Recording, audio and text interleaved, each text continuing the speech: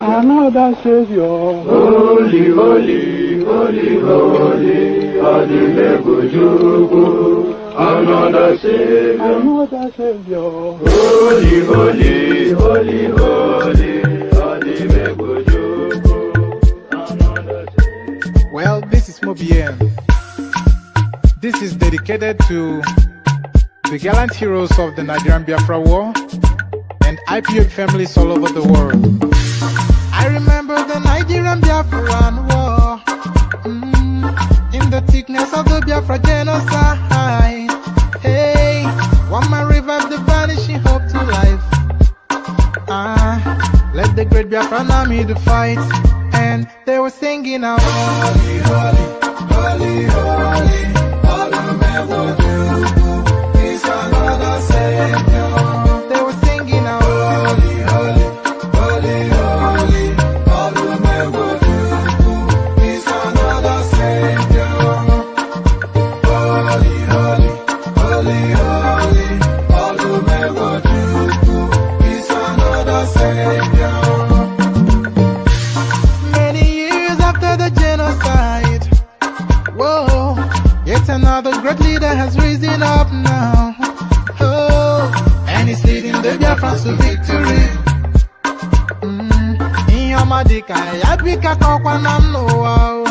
Hey, anomekele mazuche mefo. Manemo, it's an honor having you on board. When I'm singing along, holy, holy, holy, holy, it's another Savior. Just sing along, holy, holy, holy, holy, our Savior, it's another Savior. When I sing along, holy, holy, holy, holy, holy, holy, holy, holy, it's another Savior. Right and get it. 1990, Sharp Rock jumps upon the scene with the lean and a pocket full of green. The green doesn't symbolize I made it on the top, but RoboCop last year was a shock. The tone of the Popeye cut shook your butt. Kids are screaming, the media says what? Kind of music is this for you to dance to? The man with the plan and the band demands you. Leave the smack and the crack for the whack, for the vial and the knock, keep a smile like that. Leave the knife and the gun in the store and ignore temptation sent by the nation. Racial game causes pain, needs a new rep. In your heart and mind, never forget.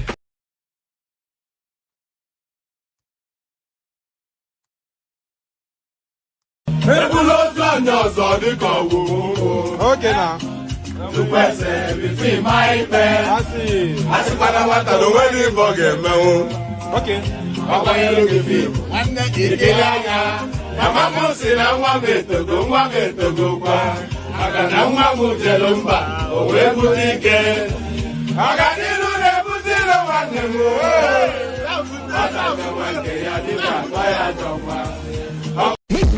Ẹ̀jẹ̀ mi ni ẹ kí n gbọ́, àkànbí ewé ayò, ewé tún méje, ìtún ló ní ọ̀tún ẹ̀ ṣe, ìfà ló ní kan fà ẹ̀ mọ́ra, àìbínú gbogbo àtàrẹ, gbogbo méjì ọkà bàbà, gbogbo mẹ́ta ọkà wáṣẹ́, orí ló túmọ̀ ẹ̀dùn.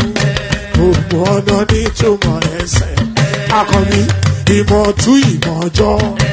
Ìmọ̀ ibi ni wọn kì í dálẹ̀. Bọ́bá lọ mẹ́lẹ́mọ́. Wá fi jóye ẹlẹ́mọ́.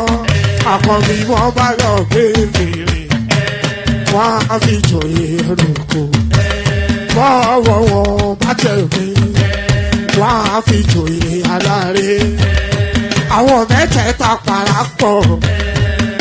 Wọ́n wá jọ ń pẹ́ mọ́, ẹ̀ẹ́mọ́ olóko jẹ. Wọ́n pa Akíntọ́lá ọmọ Ògún. Wọ́n pàdé Ìyọ̀dà ọmọ Àtàlàbọ̀bà. Àkànbí wọ́n pàdé Ṣàtàdàdẹ ọmọ ọba Ìjẹ̀bú Mèrè. Aṣíwájú odò gbólùkẹrẹ. Ajagun lólòdì ọ̀run. tó o bá ṣe pé tìyẹ tó o bá ṣe pé tìyẹ lọ́ bá ń darí jọ wí àgbèrò ni kò ń gbọ́wọ́ ọgọ́ ti ṣìgìdì bá gbé àgẹ́tì ló máa ń gbé àyàn tí ìlàyàn ewúrẹ́ ọlọ́run dákun má padà lẹ́yìn ẹ kó má gbàgbé ọ̀rọ̀ tẹ́. And there it is right there. Àyàn tí ìlàyàn ewúrẹ́. So there it is right there. I'm sure that means something in Ijile Yoruba, but not quite as deep. Hopefully you can hear me, by the way. I didn't test the mic before I came on, but if you can't hear me, make sure, if you cannot hear me, then please indicate. I'm sure you would. So there it is. Anyoti Daniel Ewure and all that. Good day to you. Good to be in your company. And how are you? Good day to you. Good to be in your company. And how are you? So we started that way. And then the protocol, of course, click on the like button.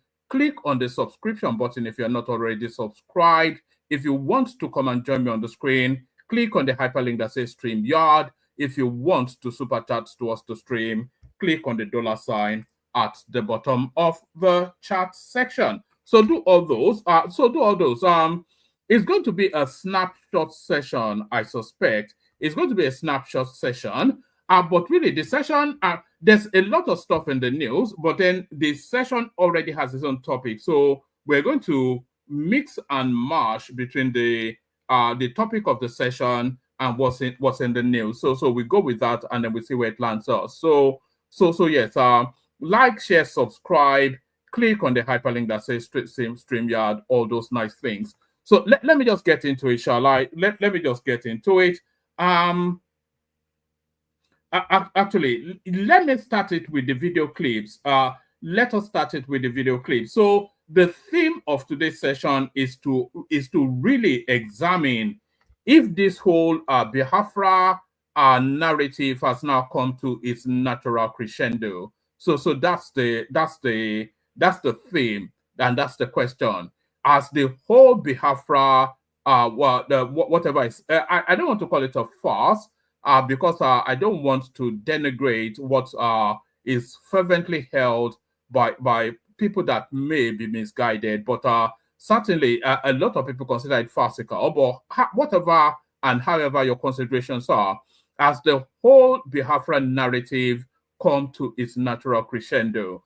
And I'm asking if it has come to its natural crescendo because, of course, Simon Ekpa in custody at the moment, and Nnamdi Kanu also in custody. Ojukwu long passed, and everybody in between, they came and went. So the whole thing now, has it now come to its natural end and has become farcical? So the whole Biafra thing, of course, 1960 whatever, we then crescendoed into this first clip. So we pick it up from here.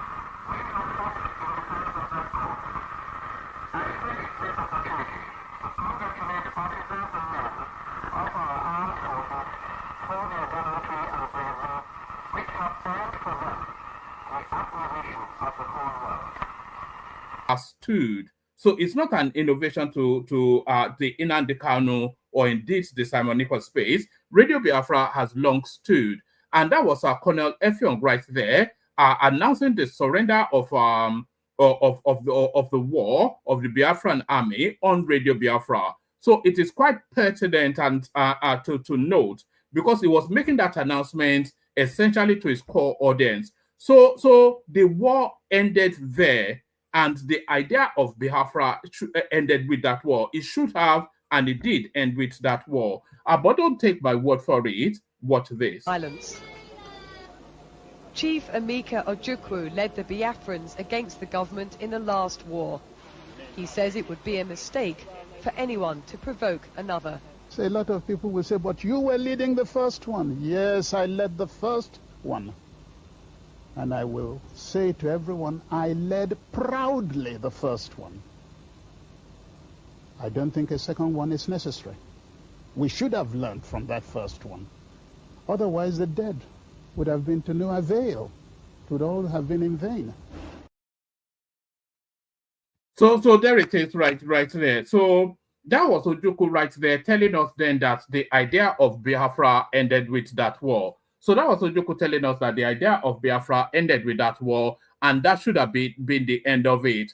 But then, of course, Biafra did not end with, well, Biafra ended with that war, but the opportunity that Biafra presented did not go away with those words by Ojukwu. So several opportunities in between that declaration of Ojukwu up to this moment that we're speaking now, they have tried to revive and reinvigorate that space, and much to no avail. So they have tried to reinvigorate that space, much to no avail. And the first main, this is not the first guy, by the way, but the first main celebrity protagonist that tried to revive that space was this guy. Watch this. Authorities in Nigeria say they've arrested the leader of a breakaway independence group. Nnamdi Kanu will stand trial in the capital, Abuja. Kanu heads up the outlawed indigenous people of Biafra movement. The group campaigns for a separate state for ethnic Igbos in southeast Nigeria. The mainly Christian Igbos say they are marginalized by the government. The movement denies stoking violence. Kanu was tried back in 2015 but disappeared while on bail. All right, for more now, we are joined by DW correspondent Uwaisis Idris in Abuja. It's good to have you on the program. All right, so that was the arrest of Nnamdi Kanu back about 3 going on 4 years ago. So that was the arrest of Nnamdi Kanu back about 3-4 years ago. And of course, there was not really that much of a vacuum, because as soon as Nnamdi Kanu was arrested, another champion came forward. But what happened to that latest champion, or that champion, because they have a new champion still, but what happened to the champion that succeeded Nnamdi Kanu? Watch this. The Ministry of Foreign Affairs says it has confirmed the arrest of Simon Ekpa, a Nigerian Finnish citizen and prominent leader of the proscribed indigenous people of Biafra, by the Finnish authorities. The Finnish authorities alleged that Mr. Ekpa used social media platforms to spread separatist propaganda, incite violence, and encourage illegal actions which had caused significant disruptions in the southeast of Nigeria. Finnish investigators have also linked him to incidents of violence in Nigeria, which were believed to have been fueled by his online activities. The acting spokesperson of the ministry, Kimebi Ebienfa, in a statement, explained that the arrest of Mr. Simon Ekpa follows sustained diplomatic pressure. Oh, all right. So that's the champion that succeeded Nnamdi Kanu, who was only befallen the faith that befell Nnamdi Kanu. So he's now also in incarceration. So there it is. So that's the trajectory. We had Ojukwu, who fought that war. You wouldn't even say he fought a valiant war, because he ran away after costing his people countless lives. So he fought that war, and then, much to his regret, then came back to announce that the idea of Biafra is dead.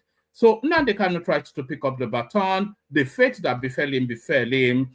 Simon Ekpa tried to pick up the baton. The fate that befell Nnamdi Kanu befell him. So now, is that the end of it? There's another screeching voice in the ethers trying to penetrate to occupy that space. So there's another screeching voice in the ethers trying to penetrate to occupy that space. What's this? I want to let Biafrans know that our Prime Minister, Simon Ekpa, has set all the structures in place for Biafra restoration from the beginning to the end.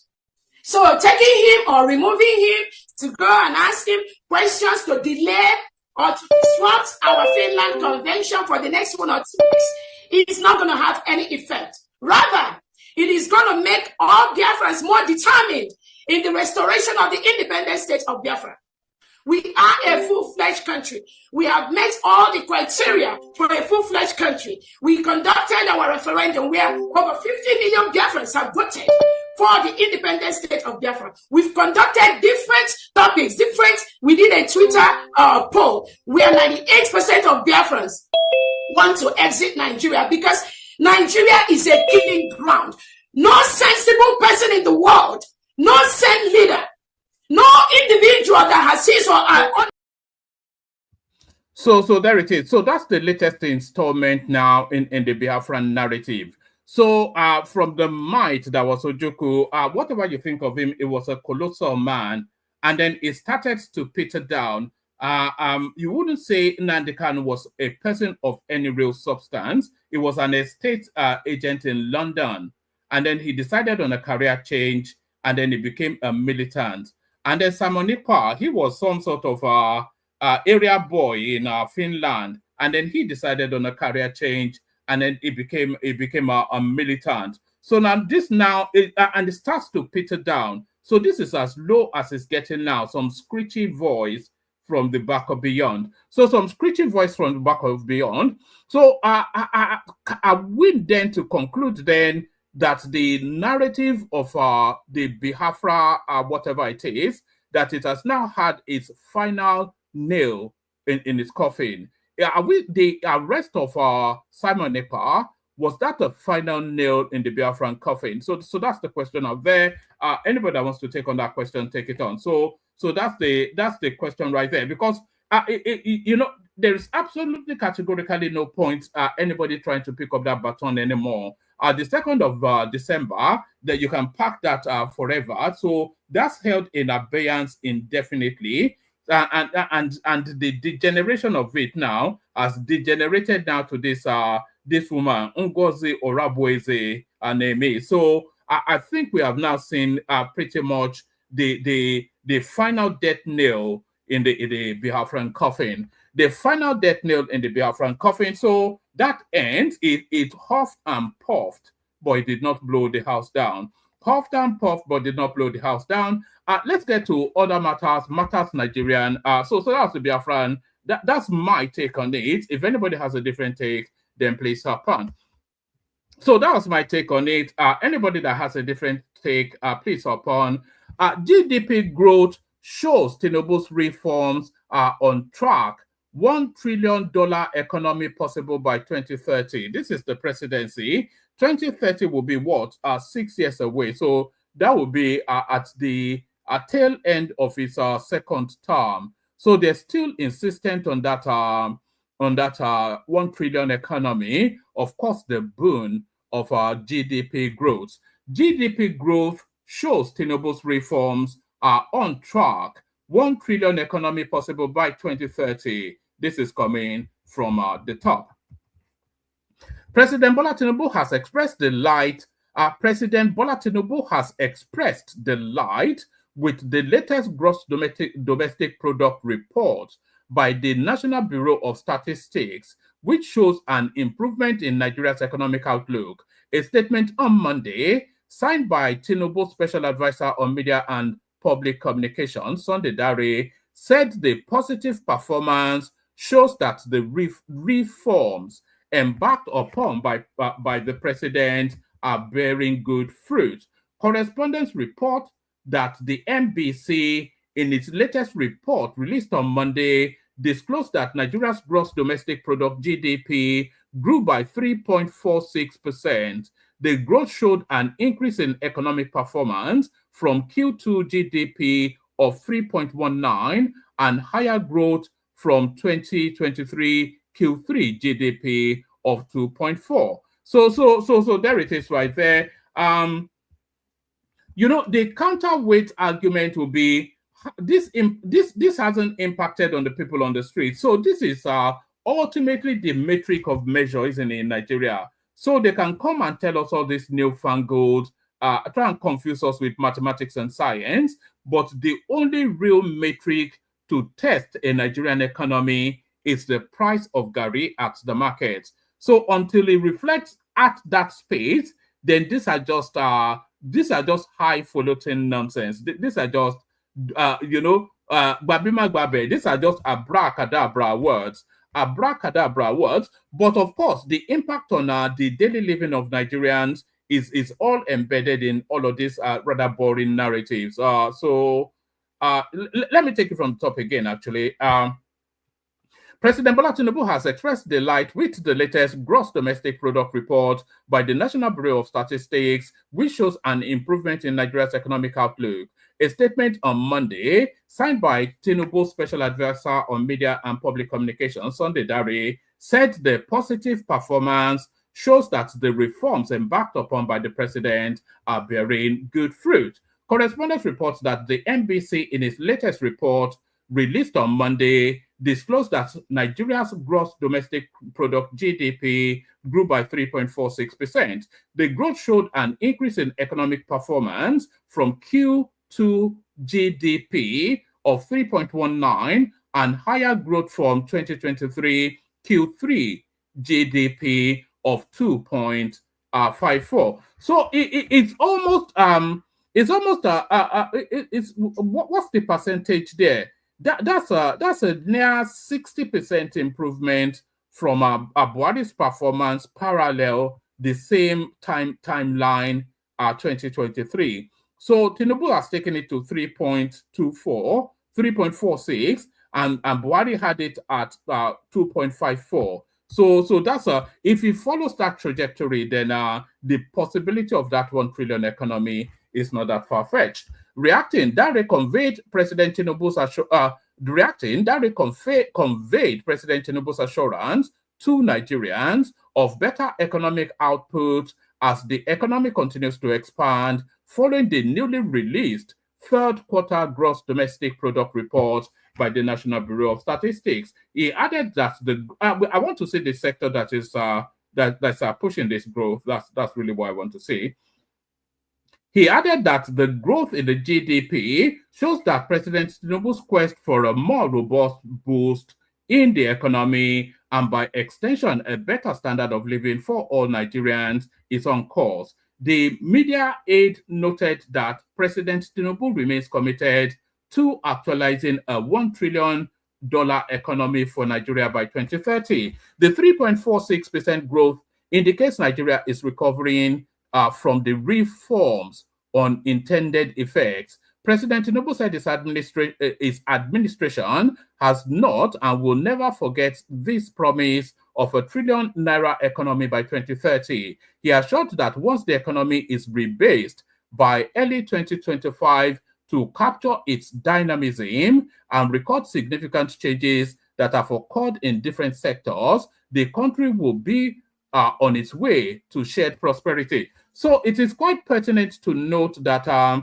lot of people said, it met the Nigerian economy at $500-600 billion, and it's whittled it down to around about 350 billion that should be. So it met the Nigerian economy at about $500-600 billion, but he's whittled it down to about $350 billion.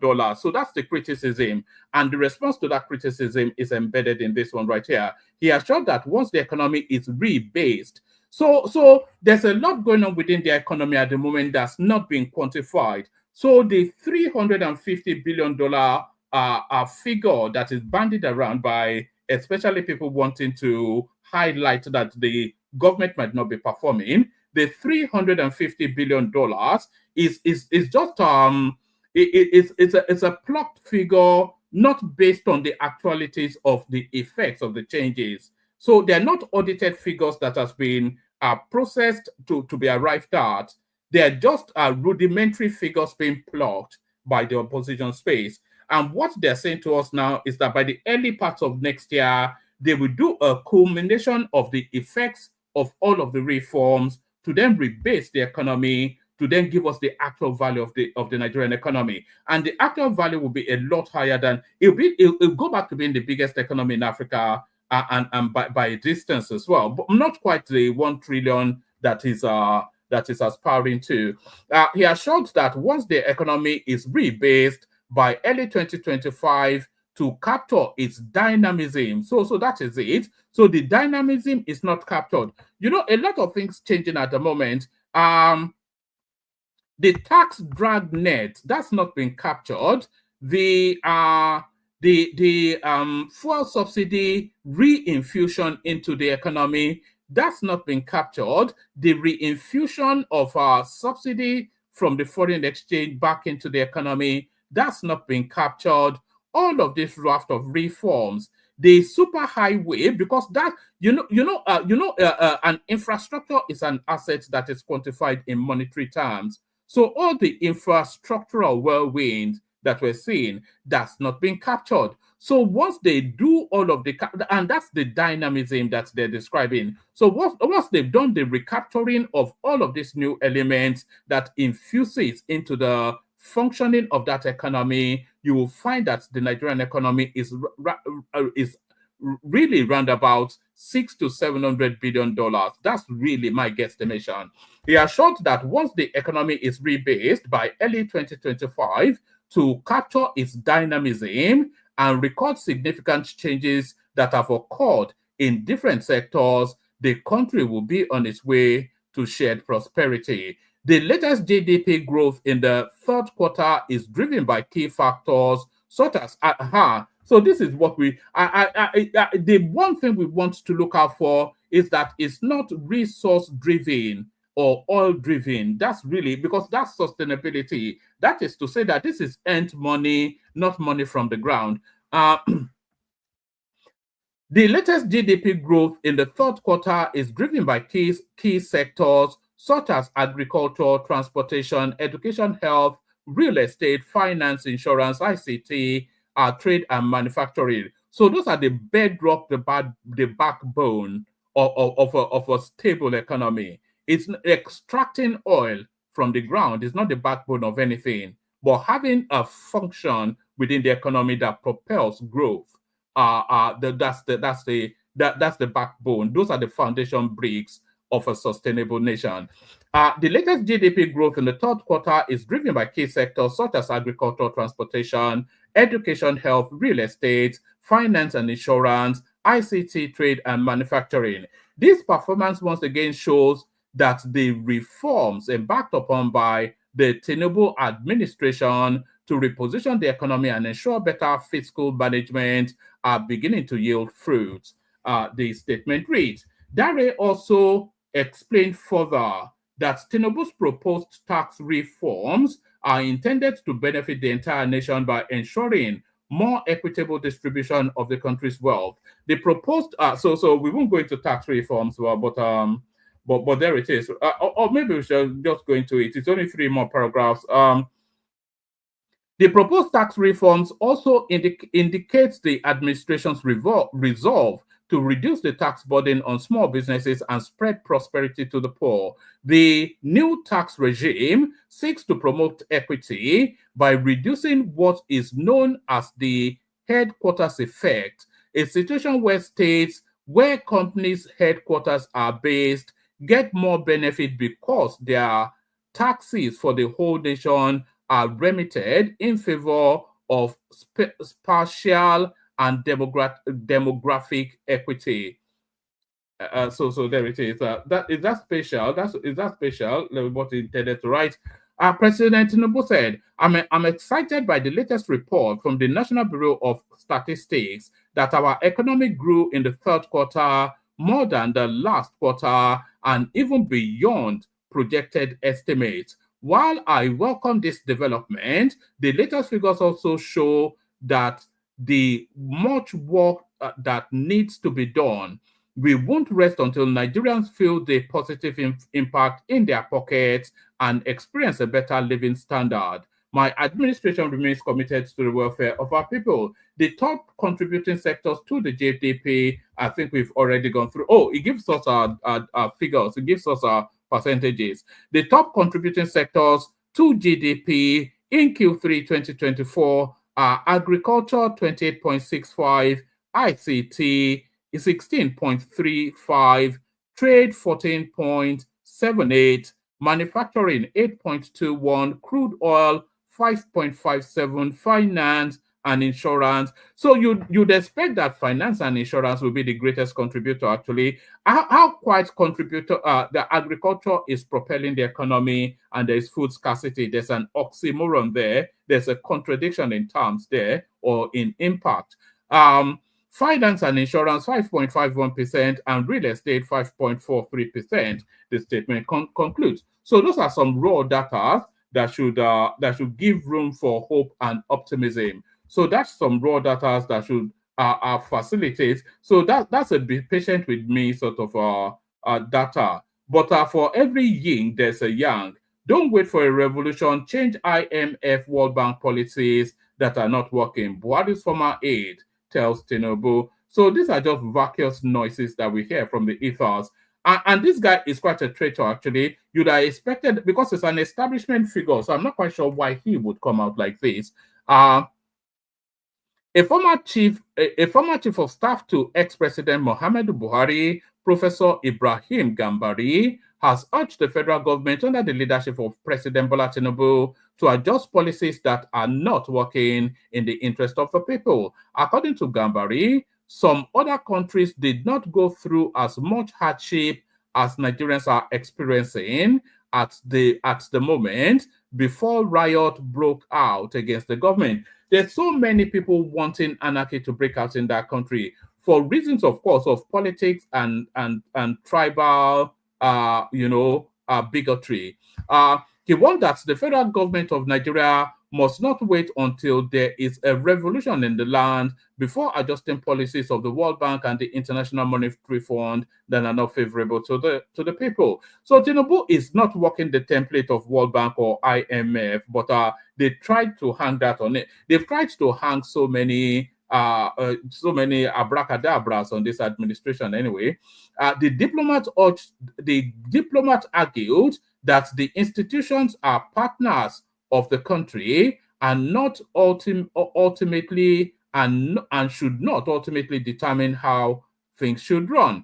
Ultimately, what's the value of the policies that the people do not support? So the people don't necessarily have to support a policy. If the one thing is that it's the policy right, and a lot of arguments that it is. The IMF and the World Bank are partners, and this is our country. Therefore, if there is a policy they are advocating or they advised, and we find that it is not working, we should have the freedom to adjust it, because our primary responsibility and of the government is to the people of this country. The elder statesman said on the Sunday edition of Inside Sources with Laulu Akonde, a social whatever.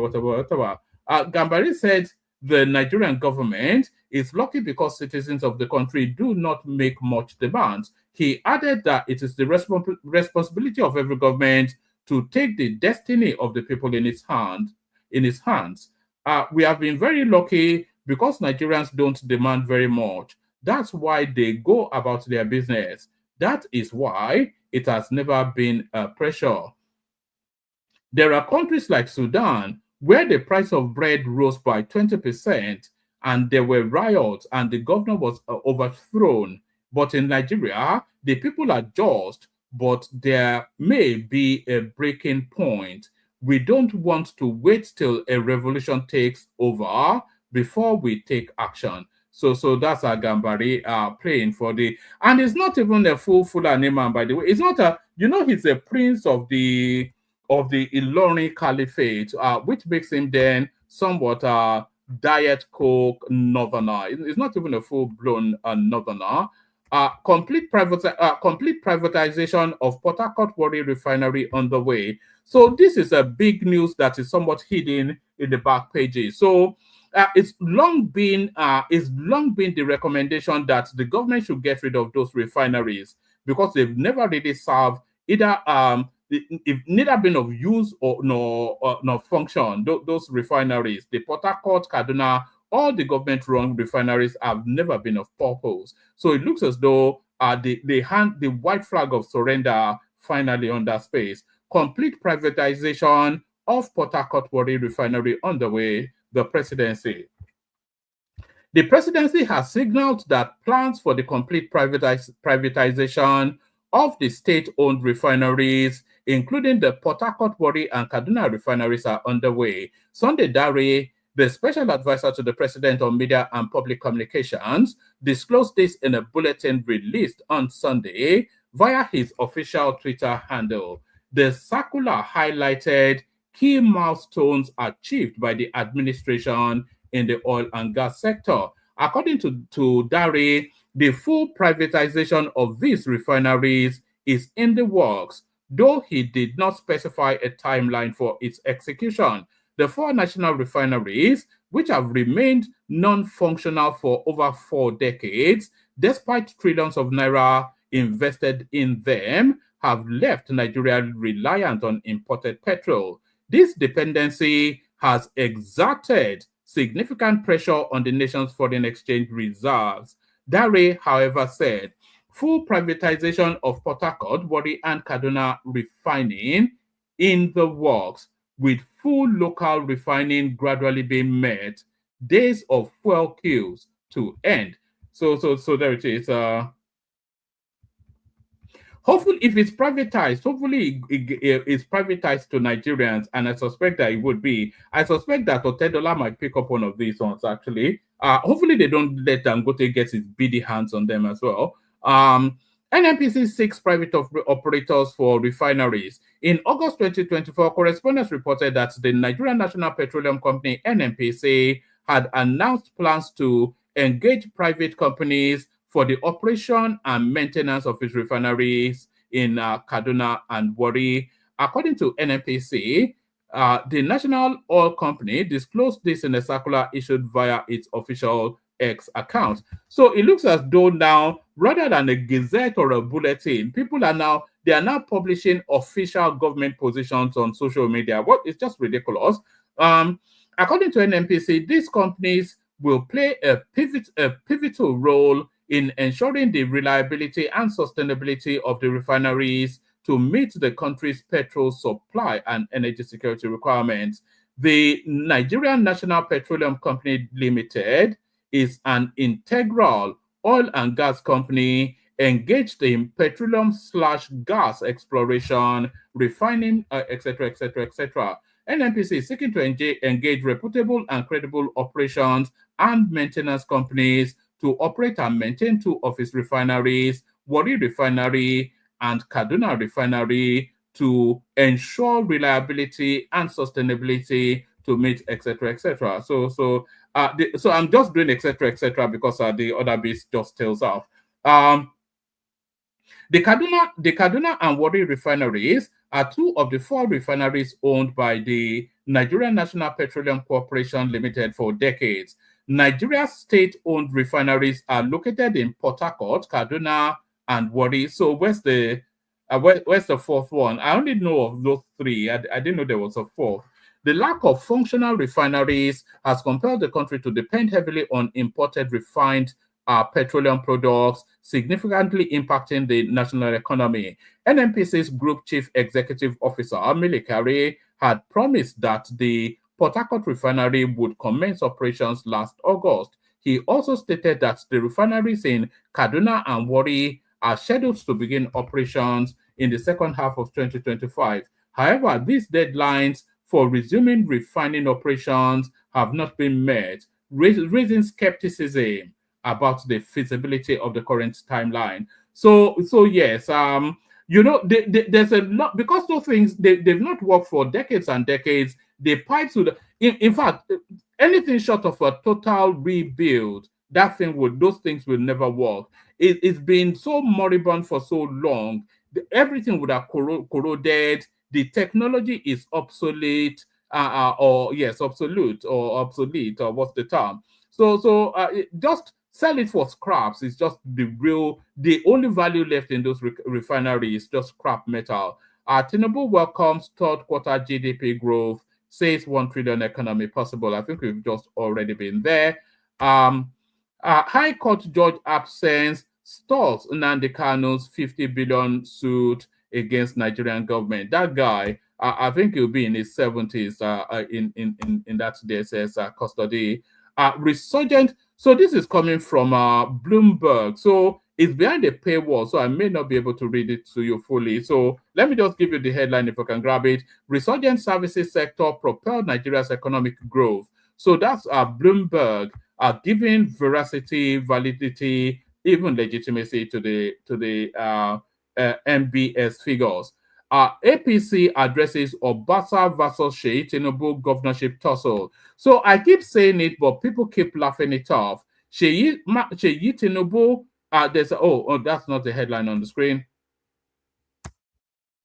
Sheyi Tinubu, it stands probably, I think it's in the front lead as to who will succeed Sanwo-Olu. I think Sheyi Tinubu is in the front lead because if you look at the field, Obasa it doesn't fit the profile of anybody that can govern Lagos, so he's out of the question. So it's really a battle between Hamzat, Sanwo-Olu's deputy, and Sheyi Tinubu. And Sheyi Tinubu has been pumping a lot of money into sort of like undercover campaigning for that post.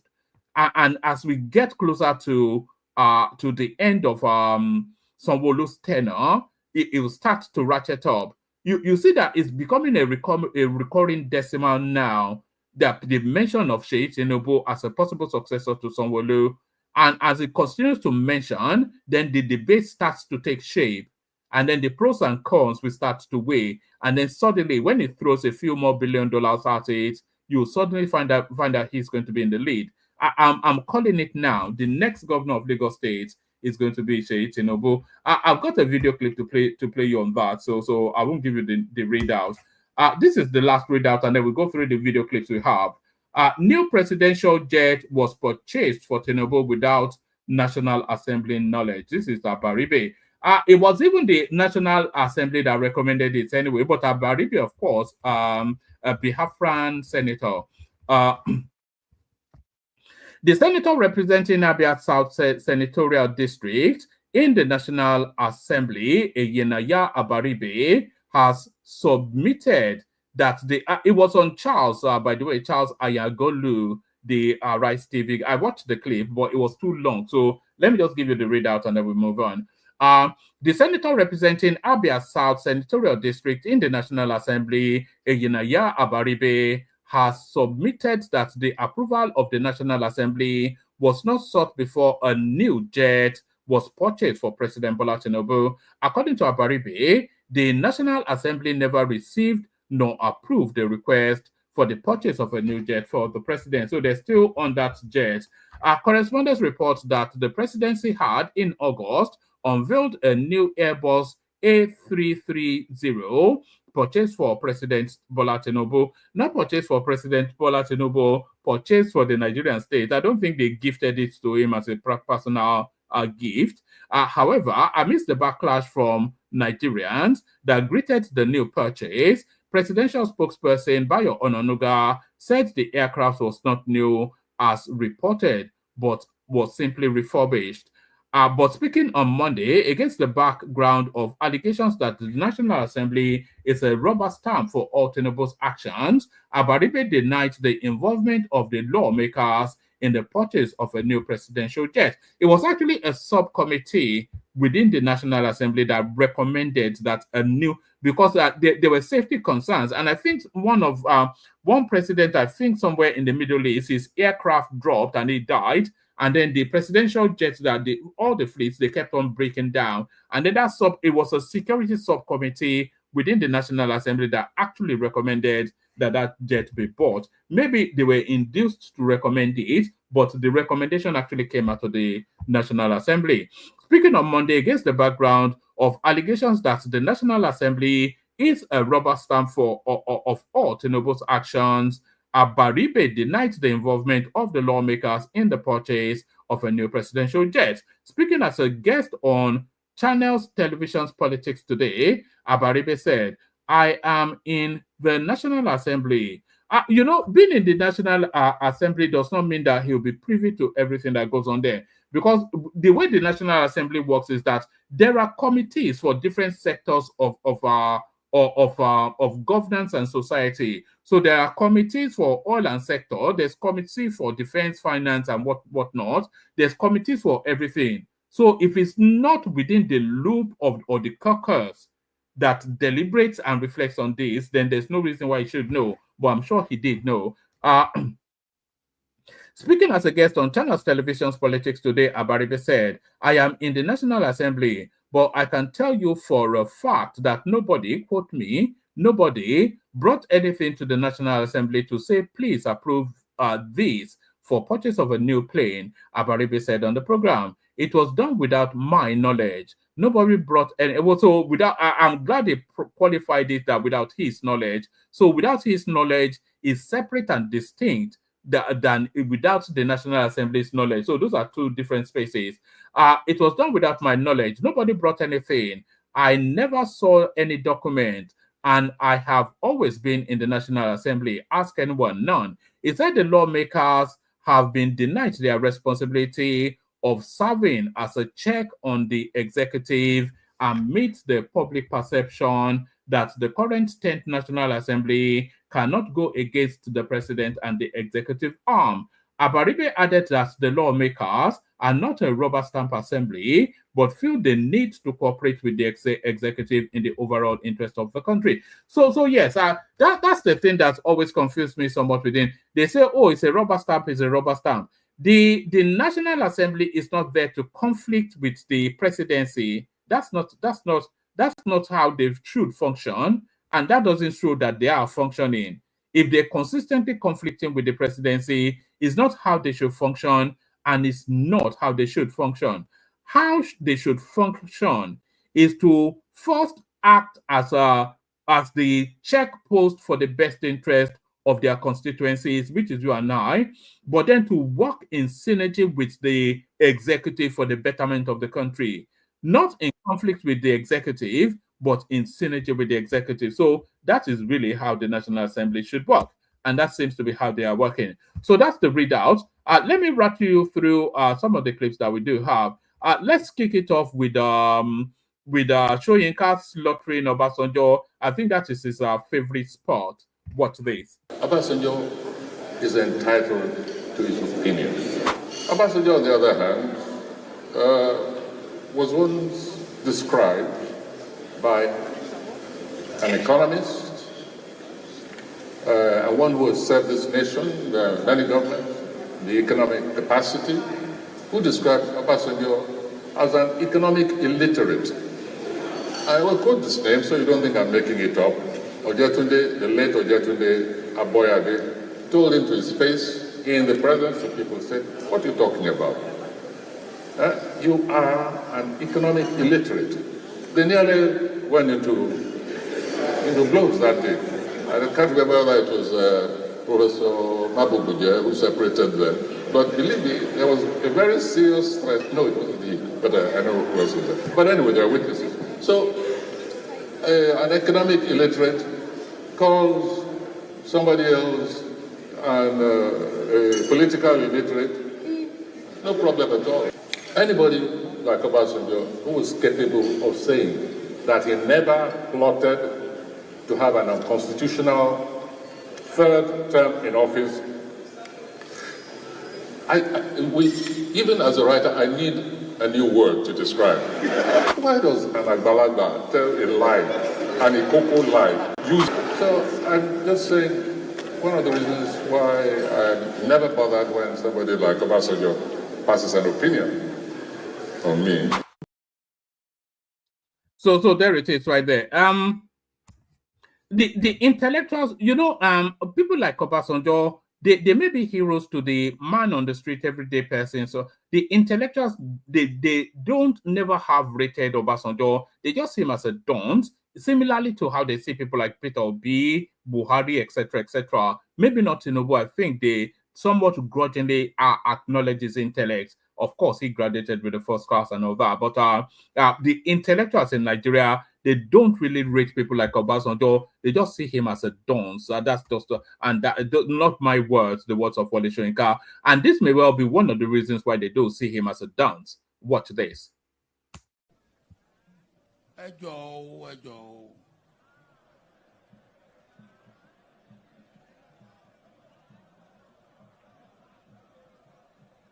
ẹ̀yin lọ́balọ́ba orí adé mo kí yín kú jókòó ẹ ṣé tẹ́ wà ń bí ṣùgbọ́n ẹ jẹ́ kí n sọ nǹkan kan ibi tí gómìnà bá wà tàbí pírẹsidẹ́ǹtì bá wà kò sí ọba náà ó ní láti dìde fún gómìnà tàbí fún pírẹsidẹ́ǹtì ẹ dìde.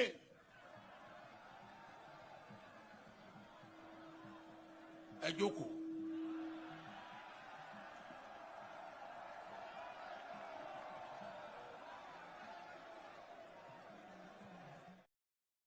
So that was Obasanjo frog marching some sort of obas. So that's why people don't rate him so much. So that was Obasanjo frog marching some obas. So now, for all of the noise that you hear within the Nigerian space, the noise is not at all representative of the thinking or the will of the Nigerian mass. So let me say that again. For all of the noise, all this T-pain, E-pain, dida, the price of agbado and the price of this, that, and the other, all of that noise, it doesn't represent the thinking or the will of the mass of the people.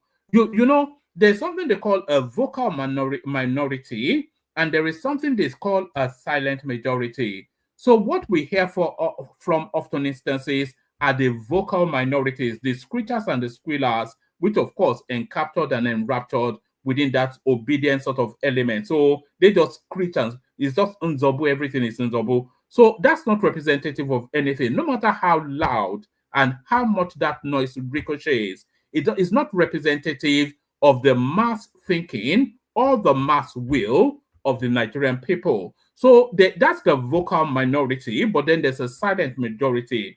Every so often, the silent majority comes out to try and sanitize the space. Watch this. This morning, I took a positive story and said, if it is true, that's government giving out their policy and saying this is promising. When I took the Brazil intervention in our agri-business, I took it with you will see I started because I kept saying if it works. This morning, I took a positive story and said, if it is true, that's government giving out their policy and saying this is promising. When I took the Brazil intervention in our agri-business, I took it with you will see I started because I kept saying if it works, you know, we see that negative. But switch it to an Igbo person or somebody of a different nation asking me a question. There's no land as blessed as where I'm from. I'm proudly so. It's the platform of this interview and the level of the marketing because of the influence of the interviewee that we're talking about here. My people say now, it's a case of a goat on the roof. Everybody sees it. If you decide to demarket your people, if they climb a bigger platform, people will see it. The same Nigerians who are here on YouTube, on other platforms saying that they did well, killed a young Nigerian, MDTMU, may I mention him earlier, who went and told his truth to a British interviewer about how Nigerians are doing jackpot, how they use family, study visa and everything. He was telling the truth. All of us know he was saying the truth. But when we went for him so hard. We waited for him. The moment we heard he has been deported, I think this year, we celebrated it. But it's Davido, he can do no wrong. So when you flip the table, truth is different from who is telling it. That's where the problem is. See all the callers are calling, quoting Bible, quoting Quran, saying truth must be told. I like that. But that young man told truth. We all knew the truth. We say he used the channel, reach there, he blocked us. We finished him. Davido used this country to get his fame. We gave him that fame. We consumed his music. We gave it to the global stage. Everybody's consuming that music because Nigerians proudly, anywhere if they are driving taxi abroad, they want to hear Davido's music. Afrobeat. They want to listen to Nigeria. And then we've giving him out. And then now he's saying, everything is hard though. It's not going anywhere. Davido is... So there it is right there. So that's the voice. That's a breakout voice of the silent minority, the silent majority within the Nigerian paradigm. That's a breakout. You know, every so often they speak, and he's speaking to that now in famous comment that Davido made in Atlanta, rubbishing the country to these Black Americans and whatnot. A lot of Nigerians, they are not comfortable with that. That the country that gave this guy and his family so much, Davido is everything that he is off the back of you and I. We put him up there, and his family. You've seen his uncle. He's barely literate. He's just feeding off the state. So the state sustains, the Nigerian state sustains the lifestyle that they live. And then at every opportunity, they go out to slaughter the Nigerian state. So the people are recoiling from that sort of narrative. And you'll see Davido reversing from that position fairly soon. So you see Davido reversing from that position fairly soon. But there's another thing that lady said that is quite pertinent. What she was indicating is that the silent majority within the Nigerian paradigm, even though they're letting the noise that is ricocheting around the country continue, they are looking at the country from a policy standpoint. Do you understand? They are looking at the country from a policy standpoint, because she's picked up that agricultural deal that Nigeria has signed with Brazil, and she's reflecting that if it works, it will be a good idea. So people pick up the students loan something which is working, and it's a brilliant idea. The credit cost something, all these infrastructural builds, the Lagos-Calabar super highway, which will just propel the economy in that axis, Sokoto Badagry, which will 10x the economies of all of those axes. So people land on those axes just off the back of this infrastructural build. They land on those axes now. They've gone threefold, fourfold. There's a person on this platform, Baba Ijebu, Baba Ondo, he has land on that axis. He's now going to back home to defend his land. So people see all of these things and they understand the trajectory of it, but they keep it quiet because they don't want to handle the noise of the howlers at the moon. But the silent majority, they are in lockstep with what is going on in the country. The silent majority are in lockstep with what is going on in the country, but even the vocal minority, I think they may be crescendoing in their just rank baseless, just shouting. Watch this. You can't be fighting for the freedom of your people while you're killing the same people.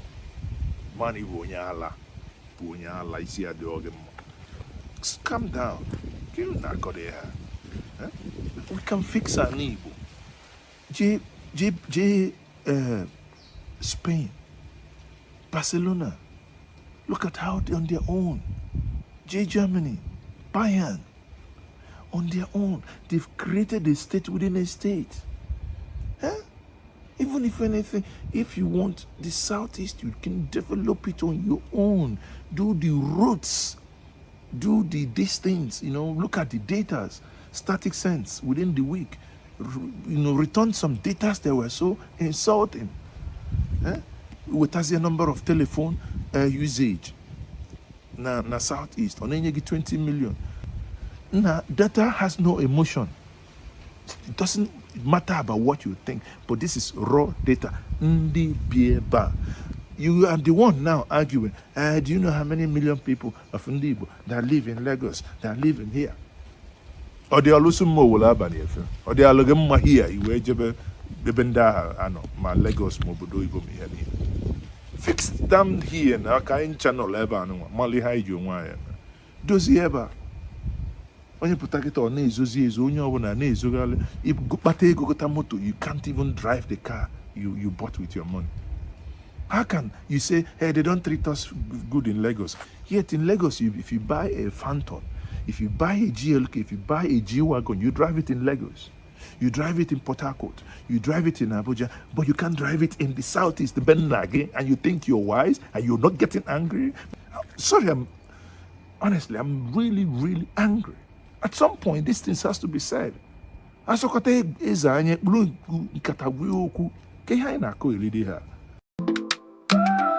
In the heart of the city.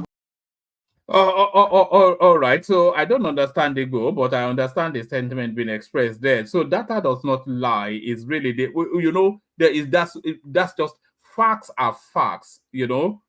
and they don't respect or they care for your feelings. Facts are facts, and they don't respect or care for your feelings or how you choose to digest them. I wish I had those figures that he put up. If you look at those figures, those are voice subscribers to telecommunication systems. At the top of the pyramid, you had about 62 million in the Southwest. At the bottom of the pyramid, you had 20 million in the Southeast. So between that, you had the Northwest, the South-South, the Northeast, etc., etc. So that tells us then that, of course, communication propels economic activity. So, and that tells us data after data after data after data tells us that with all this data is coming out of 30 cents, data after, and you can screech and squeal, howl at the moon, say, Chineke may, and do all of that. But in all of the Tinubuism and all of the screeching and squealing, the data show health in other regions, and they show failing in some regions. So it's still within the same economic space. Oh, Lagos is now is built on Niger Delta. Okay, fine. The Northwest too was built on. Forget all the data is telling you something, and whether you choose to digest it or not. That's one of the seniors in that space, by the way, who has just reached somewhat of an epiphany. They will beat it out of him, by the way, because they will go and attack him, and he will revert back to type. But that's one of the seniors in that space that look, guys. All this, and Soludo said it, Soludo said it when Peter Obi was coming out of his enclave to come and throw his hat into the presidential ring. It was said that the style of politicking that Obi, you remember Soludo said now, it was said the style of politicking that Obi was using to propel his ambition will never work. He called it Nzobo politics. But there's been no pivoting from it since 2023. It's still the same brute force Nzobu, and the data is telling you that it's failing. But we didn't listen. No, I'm not sure that they're capacitated to understand it. They can never get it. The data is telling you something, but is it Tinubu? Thank you, Tinubu. The dollar is Chineke me. Continue to Chineke me as other, anyway, what do I know? But continue to Chineke me as other parts of the country are fast forwarding into the 21st century and beyond. But continue to Chineke me. Chineke me. Chineke me. I did promise you the Sheyi Makinde, he's an Oyo man. The Sheyi Tinubu versus one other. That will be the battle for Lagos State governorship. So let me play you a clip to that space. Watch this. Progressive Congress, APC, has distanced itself from speculations and endorsements related to the 2027 governorship election, stating that such decisions are premature and not in its agenda. Recently, there had been speculations that Sheyi Tinubu, the son of President Bola Tinubu and the Speaker of Lagos State House of Assembly, Mudashiru Obasa, have governorship ambitions. In an interview with Daily Trust, the APC State Publicity Secretary, Sheye Oladejo, made it known that the unfolding drama is attributed to the opposition parties who are attempting to create unnecessary controversy. Oladejo said, the party has not spoken about the 2027 election. This is the time for impactful governance, not needless politicking to eat the polity. He added that there is no clash between Sheyi Tinubu, Obasa, or any other potential aspirants within the party. I cannot recall any part of the speaker's speech that drew a battle line with Sheyi Tinubu or anyone else. This is simply the opposition trying to play up the situation to create unnecessary sentiment, he said. Oladejo stresses that the party focuses on its forthcoming Congress and local government elections in 2025, urging members to prioritize unity and progress. But reacting, the chairman of the PDP in Lagos, Philip Abilji, denied the party's involvement in the alleged endorsements. Somebody has answered from APC that Lagos governorship is not a child's play. What do you want me to say about it again? It's not my party. People can insinuate anything, Abilji said. When asked about Oladejo's allegation against opposition parties, he said, well, I'm not the one behind it. Anyone that is behind such evil against Lagos State, that person is on his own. We will continue to keep a close eye on this story. Stay tuned to Nigeria News TV for fresh updates.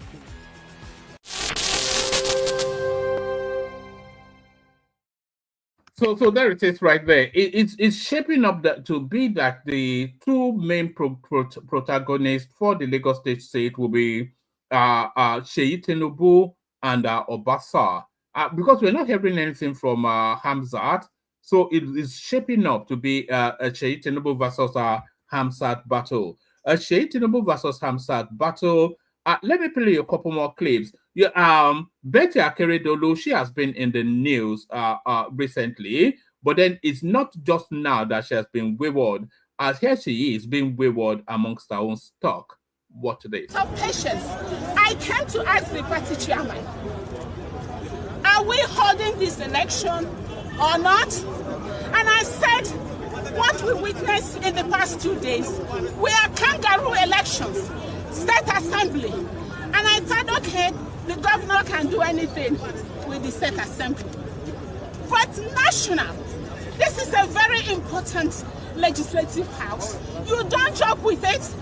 But lo and behold, yesterday, they asked somebody, all the aspirants, to step down for one, I don't know whether to say unpopular, because he just collected his form maybe 3 days ago. What is his name now? Who is this person? Please, I don't know. Okay. Other aspirants that be campaigning, spending their money, they forced them to step down, and they did so with anger. You need to see the video of these other aspirants. I said, if this is what Hope is planning for Senate, all of us are responsible Nigerians. You can say upscale Nigerians. You can't do that to me. You cannot. Ma, please, I'm an advocate. what's your demand? We must. I got to vote. We must vote. If I lose, I will lose gallantly. I will support my brother Sungwa Chema and the delegates over the Sonucho. But as it stands now, I'm not on consensus. Consensus is not in my diary because I knew I worked hard to win this election. Let us boil the election. Thank you. No worries, no. I will have here. This is 2022 for crying out loud. How can we change the system if there is no? So that is Betty Akeredolu in the full throes of whatever it is she is in the full throes of, hustling for an elected seat somewhere in Imo State, battling Hope Uzodinma. But what really struck me as I was watching that is that how could somebody as good looking as Akeredolu marry somebody as just plain looking? She's nondescript in terms of she's not representative of the Igbo female, by the way. They're usually stunning looking. But how could somebody as good looking as Akeredolu marry some plain Jane like that? So plain Jane, but from plain Jane to a simple mind celebrating something that he has no concept of. Well, we've been featuring him quite often on the platform. Let's feature him again today. Fayoshe's brother, what's his name? Isaac. Wow. We are almost having state police. So every state we have their own police, like New York police, Chicago police. We are moving forward in Nigeria, which we're going to have independent police. If you want to rig election, Lagos police will be there, federal police will be there. So now, no one can say, no, I'm from federal. I must write this. The state police will say, no, stop right there. Don't try it. Congratulations to all of us. So now we are at the final stage. You know, they gave them 1 month. Now, the 1 month expired like a few days ago. NEC meeting yesterday. Now, they gave them 7 days. The remaining 3 governors, 33 governors, they are done. Their reports are there. So we are waiting for 3, Sanfara, FCT, Kwara, and 1 state. But we are almost there. Thank you, President Tinubu, for this. This state police will make a lot of difference and will help us going forward. Thank you. You've done 3 major things. I want to say thank you to you. local government autonomy now, can call my local government chairman, ask about development, not just the governor. Number 2, state police. And number 3, you finally stopped importation of fuel. President Tinubu, in the next 7 years, now prayer they go to give you. So there it is right there. I'm not quite sure that has reached quite its final conclusion, but yes, I know it's the pot calling the kettle black. I know. Don't worry. My mom thinks I'm good looking. You know, everybody is good looking to their mom. That's CC saying pot calling kettle black. So yes. You know, they're talking about restructuring Nigeria. Nigeria is already in the throes of being restructured. I'm not quite sure how far gone they are into that state police. I didn't see it pop up in the news cycle, but he's speaking to it. He's speaking to it with some level of excitement. So that is to say that there's some propulsion there. It's being propelled in quite some way. So I'm not sure what reading. It should be in the second reading now, actually. And I'm not quite sure how many readings. I think after the second reading, then they take it to a subcommittee that irons out all the kinks within it. And then, of course, then they make decisions on if it's a go or not. I think the pushback coming likely from the north, but I think that pushback is not as aggressive as it could be. So it looks as though then that by the second quarter, no longer than the third quarter of next year, we will have the legislation for state police in Nigeria. And I think Lagos State has already started recruiting. They have some sort of quasi structure that they've already recruited and trained into. So they will just seamlessly transmute that into an official state police. So state policing coming to a state near you. And you're talking about restructuring. So that's one of the heavy lifts of restructuring, you know. So that's one of the heavy lifts of restructuring. If they are able to achieve that, you know, and this guy has ended the importation of fuel, ended arbitrage in the foreign exchange, the economy is starting to bounce. The foreign reserves is reaching record heights. The oil production is propelling. Policies are coming out to insulate the future of the citizenry, credit core, students loan, etc. The CNG, we had Brownberry come on yesterday to tell us that it is the most popular thing going on in Benin City now. But some people will tell you that it's Lamba. So don't worry, continue the Nzobu as the country continues to propel forward around you. Continue the screeching and squealing. So screech and squeal. I'll send the link again. If you want the conversation, as I always say, you have to come on. It is a participatory sport, you know, so you need somebody to bounce off. First, the K guys, and then we'll see who turns up. Water, only water, only water, where they see ma. Water,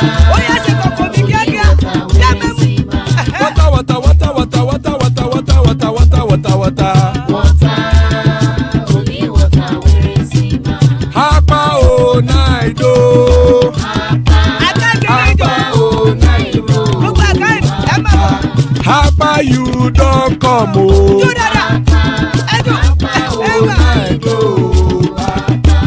Hapa oh night oh.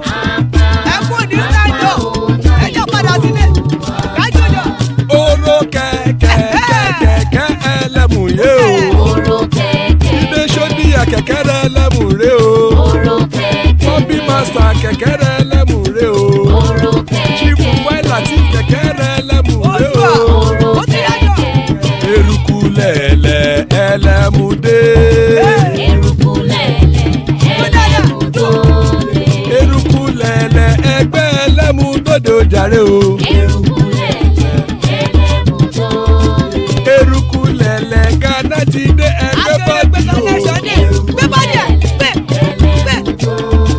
Ọmọ ẹlẹ́yẹ ẹyẹ o ó dilé o. Odúyẹ̀lá ẹyẹ o ó dilé o. Petrosoname ẹyẹ o ó dilé o. Petrosodunke ẹyẹ rẹ̀ ó dilé o. Ẹlẹ́kọ̀ ọ̀run mú ìní o.